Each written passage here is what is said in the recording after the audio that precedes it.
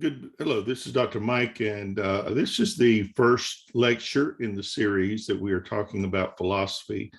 You're probably new to philosophy. That may be a term that you haven't spent a great deal of time with. It is usually a course we take in college that we think about things like wisdom and how we came to understand how we think and how we operate as human beings. And I just want to spend these lecture times to kind of whet your appetite towards reading the text and then seeking to understand the meaning of the words, exposing yourself to the concepts.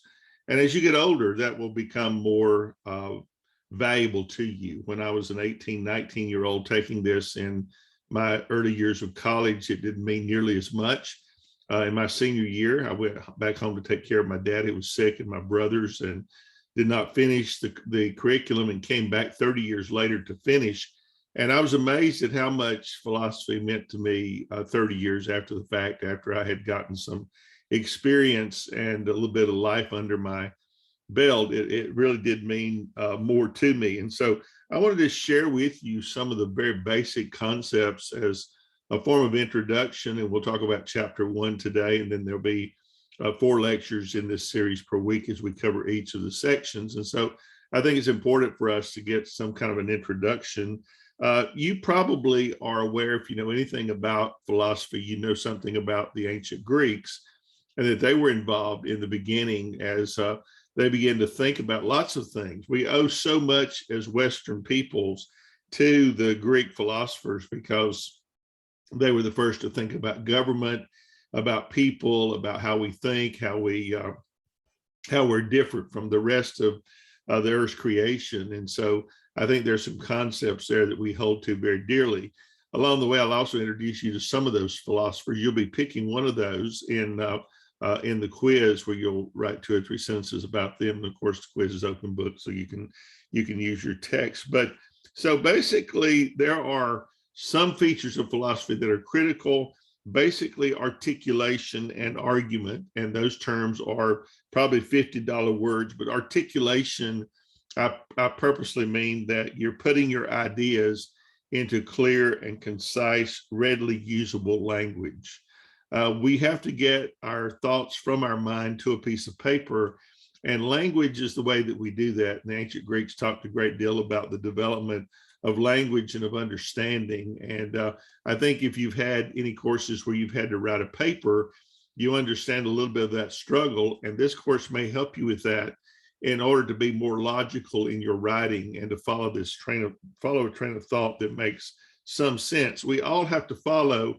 We don't all write the same. We don't articulate the same. We don't speak the same, but we do have to follow certain guidelines that help us to get something down on paper that makes sense. And so when you're writing, we usually talk about, using APA format or Turabian or MLA. Those are just guides or scaffolding to be sure that while we all have differences and we enjoy those differences, that we at least follow the same guidelines to get to our goal. So when we talk about articulation, we mainly mean putting our ideas in a very clear, very concise way, readily understandable language that we all can understand and enjoy within that language. Of course, then when you transfer to another language, or if you're bilingual, you understand more than the rest probably that it is very difficult to differentiate or to simply go from one language to the other, because concepts are different. There's words that are not there. And sometimes it takes a lot of explanation, say, to express in Spanish some concept in English. English is kind of a very narrow formed language. They don't have a lot of words, where another language may have 10 different words meaning the same kind of thing. The other thing we do in philosophy that is a bit different, that will also help you with your papers, is the idea of argument, or supporting your ideas that draw on other ideas or draw on principles or observations to establish conclusions and to overcome objections. When you're writing a paper, you may have heard that before you had this course, that you're making an argument for or against your proposal. I liken that paper writing process to a courtroom drama in which you have 2 sides. You have a defense and you have a prosecution. You have 2 attorneys that walk into the courtroom and face a jury, And both of them will make an opening statement in which they say, this is what we're going to prove, and this is how we're going to prove it. Well, that is an argument, opening arguments it's called. So that word carries over into the legal profession. It also carries over into writing. Your introduction is your opening argument. Then in the body are the trial part of the proceeds. People, each lawyer, each side are going to make their points and point to their evidence. And they're going to bring up expert testimony to prove themselves to be right. And those expert testimonies are the arguments you bring from other writers. You're not an expert in the case, but you're using these writers as the expert, and you cite them in your paper to support your thesis, which is the idea that you started with to begin with. And then, of course, at the end, you'll have closing arguments. And those closing arguments is a conclusion, if you're looking at a paper, in which they make closing arguments. So an argument, understand then, is supporting your ideas and your reasons that draw on other ideas or other principles or what people have said or people have seen or people have done, and you bring those to bear in your paper as evidence that your point of view is the correct one. Along the way, you are analyzing something. And analysis is nothing more than understanding an idea by distinguishing and clarifying its various components. For example, the idea of murder involves three components: the idea of killing, the idea of wrongfulness, and the idea of intention. So those are the things that both sides of that courtroom drama are going to be pointing out. They're going to try, based upon whether they are the prosecution or the defense, they're going to analyze what has happened and how it happened, and how either their client is not guilty, or in the case of the prosecution, why he or she is guilty. Then there's the process we call synthesis, and that is gathering different ideas into one single unified vision. For example, you have a thesis sentence in your paper, and your entire paper is going to be a synthesis of that thesis, showing how those ideas came about and why you think they're true. The book gives you the example of the philosopher Pythagoras' idea of harmony of the spheres, the idea that relationships among movements of heavenly bodies resulted in a type of music, that there was harmony in the heavens, that the stars sing, if you will, which synthesized an idea from mathematics and from music and from physics and from astronomy and even from the Bible, where the Bible says that the stars sang together in the morning. So that is a synthesis. That's your overall theme. That's what you are looking for. And so that's how you put together an argument when you are doing philosophy. And I'm saying to you that that's called the logical way to do a paper, logical way to do any kind of argument that you want to defend. And so if you will spend some time incorporating the skills in this introductory part of your book, it will make you a better writer. It'll also make you a better thinker. You'll learn to think in terms of arguments and defenses, and not just, as my grandmother used to say, knocking your brain out of gear and letting your mouth idle. That gets you nowhere when you're not making points, when you're not arriving at logical synthesis of your paper.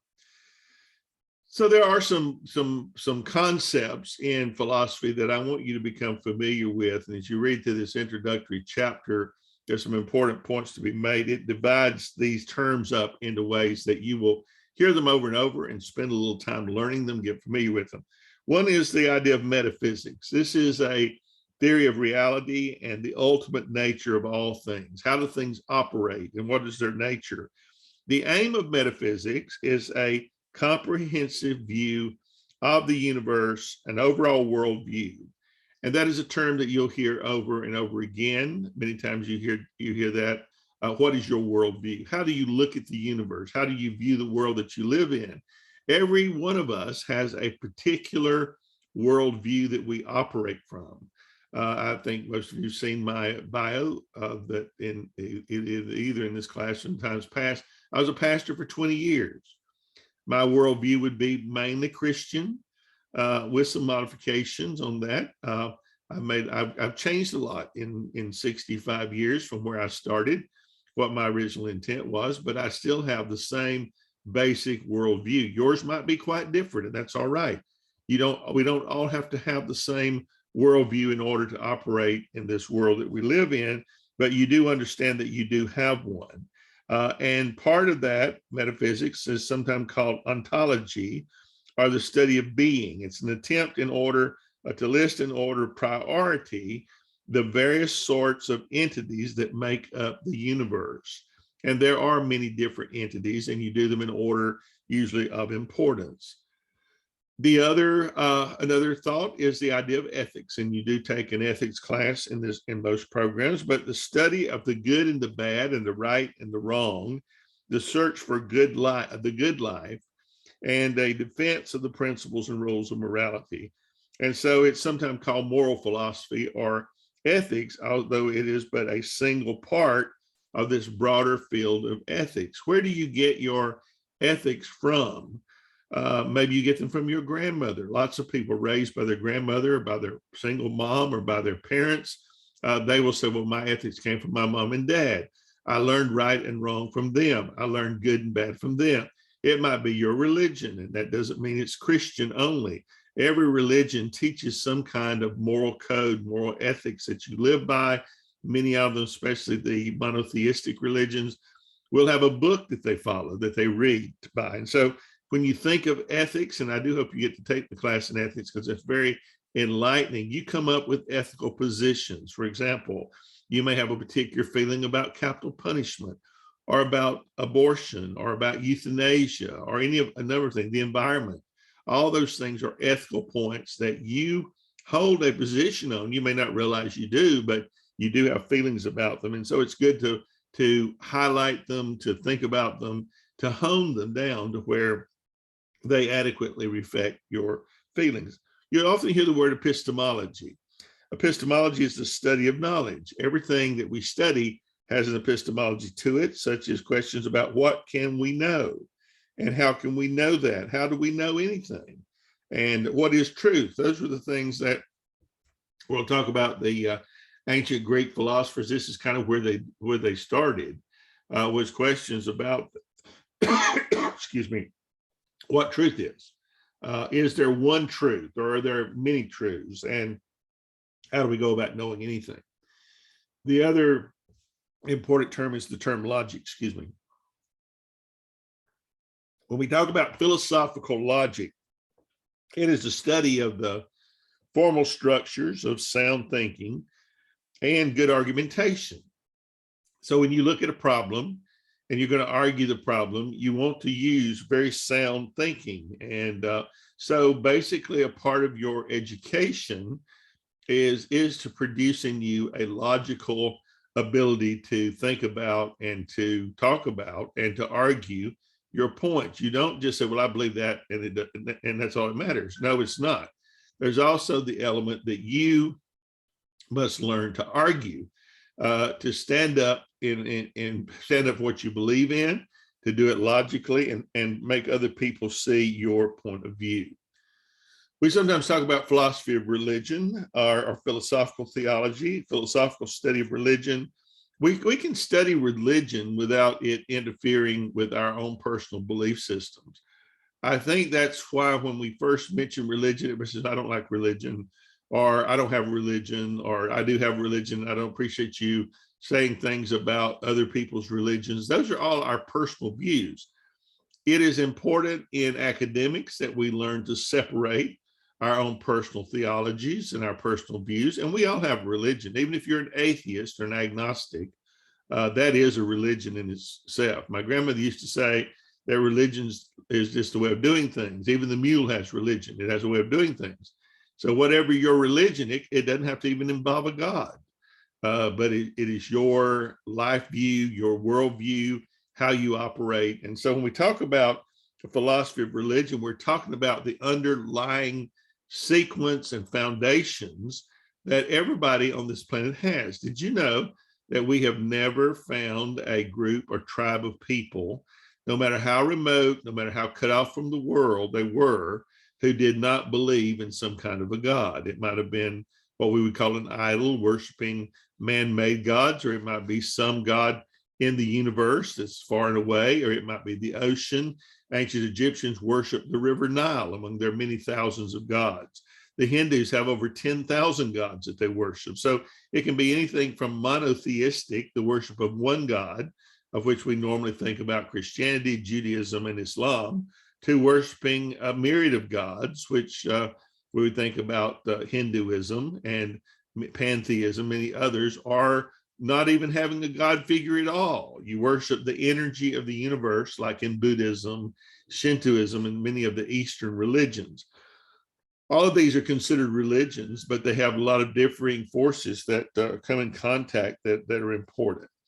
Political philosophy is also a part of this. It's the study of the foundations and the nature of society that we live in, and the state, and how we came to have the kind of government that we've had. We always look back in the West at the ancient Greeks, in Athens particularly, because they were the only ones in our history, other than later in the Americas, we discovered that the Iroquoian Confederacy, the Iroquoian nations, practiced a form of democracy very much like the Athenians, and it's the only other example we have of that. But we generally go back to Athens to look at the one man, one vote idea, self-rule, those kind of things. And those philosophies developed for the Americas late in the 1700s when we formed the American government. America is not a democracy. It is technically a democratic republic, but we chose that form of government looking at all the governments in history. And we talk a lot about political philosophy that has sprung from that. And then we talk about aesthetics. Aesthetics is the philosophy of art. I bet you didn't realize that art has a philosophy, but the study of the nature of art and the experiences we have when we enjoy art, and similarly take pleasure in beauty or anything of everyday phenomena, including an understanding of such concepts as beauty and expression. Those are philosophical thoughts and that we often don't think about. So basically, those terms will form the concepts of the ideas that we're going to talk about at length in this course of philosophy. Another term that you will hear quite often is the a priori knowledge, and that is knowledge that is independent or before experience. That would be knowledge you're born with, or knowledge you acquire before you're able to go out and experience the world. You will hear that quite a bit, and there is a part in this first week of work where we talk about nature or nurture, or we talk about the blank slate idea, or are we born with innate knowledge? Those are big arguments in this point that you're going to get to weigh in on and think about and write about in your discussion boards. And I think you will find them to be quite interesting. Were you born a blank slate? And does everything you know, or everything that you are, was it written on you by somebody else that you inherited or you learned from or whatever? So when we think about where our knowledge that where did it come from? That we knew before we were actually old enough to understand that. You'll find that Albert Einstein was quite the philosopher. Your book talks about them. I think you'll enjoy reading these little bio inserts as you go through. Probably among the most important ancient philosophers would be Socrates. And Socrates was quite interesting. He started in Greece long ago. He never wrote anything down, so we don't have any writings of his.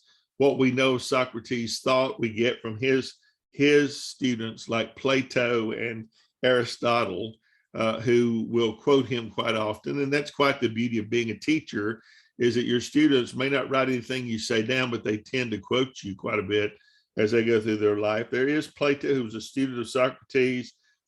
Socrates ended up being arrested because they thought he was perverting their youth with all these ideas about thinking and all this stuff.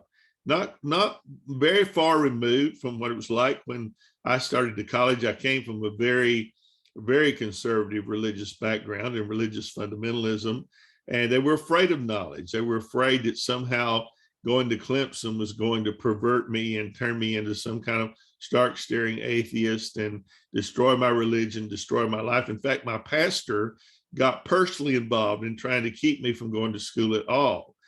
He would rather me be dumb and unlearned than to be perverted. That was a prevailing thought. And, you know, we hear that a lot even today about going off to college and having your mind change. Your mind will change.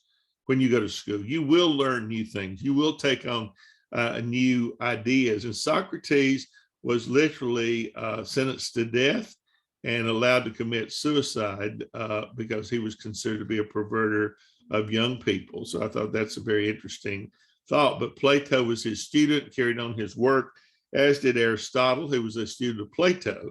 So it's from Socrates to Plato to Aristotle that these things get passed down to us. And Aristotle became an accomplished, not only philosopher, but a scientist. He was the tutor to Alexander the Great. He actually went on Alexander the Great's expeditions as he traveled, did scientific studies and all kinds of doing different things. So as we get into doing philosophy, as I end this little introductory thoughts here, you start with your ideas. Without ideas, you don't have any clarity about where you're going. And then you practice critical thinking. You hear the word critical thinking, and sometimes that seems to be just an empty word that we just stuff into it, whatever we want to stuff into it. But when you start with ideas, they start out as being unqualified. They're unscrutinized. You haven't looked at them. You haven't thought deeply about them. They're probably undeveloped. They're unargued. They're not yet a philosophy. And one of the most valuable tools that you can carry away from a philosophy class is the ability to read and to think and to, critically and to scrutinize ideas and to gather information. So when you pick a subject for a paper or whatever you're writing about or thinking about, you start with just an idea. Then you start collecting materials. You do research, you read. And I cannot impress upon you the importance of reading these textbooks. Do not rely just upon this little lecture to provide you with all the things that you need to know. The book is your foundation. Once you get a foundation knowledge, just like building a house, then you can begin to construct a structure on the house. So what we're basically doing is laying a foundation. When you get ready to write a paper or do a discussion board, you've got a foundation. Now you're going to erect these thoughts and build this building. So critical thinking is absolutely essential to an educated person. The person wants to write, person wants to teach, person wants to do something with their life. I cannot express to you how important it is for you to learn how to think. And so this course really is important for that reason. Then you develop arguments. Why do I believe this subject that I'm beginning to assemble? I begin to assemble ideas that support my idea that this is important. And so these arguments I'm shaping on how I believe that. There's always a problem in philosophy. It's not just random speculations or some type or another. It's motivated by a problem. Death and the meaning of life would be one of those philosophical issues. Death is a problem. It is a problem for 100% of the population. We are all going to die. The Bible said that very clearly. It is appointed unto men once to die. And sadly, you began dying the day you were born. And so that's a problem that philosophers have tended to work on. So how do we do that? How do we discuss meaning in life when we have this great problem that is hanging over us? So that would be the problem you'd work on.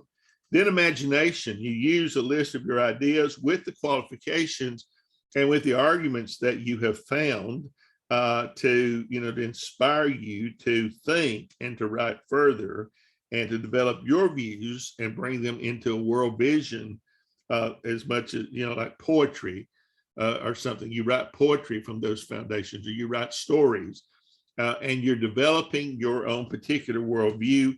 And then, of course, your writing style. And that's why you take English and writing classes. And I've just finished my master's in English with a concentration in writing. And so I understand that we have to work on our writing skills. That's why every teacher forces you to learn to spell correctly and to write correctly.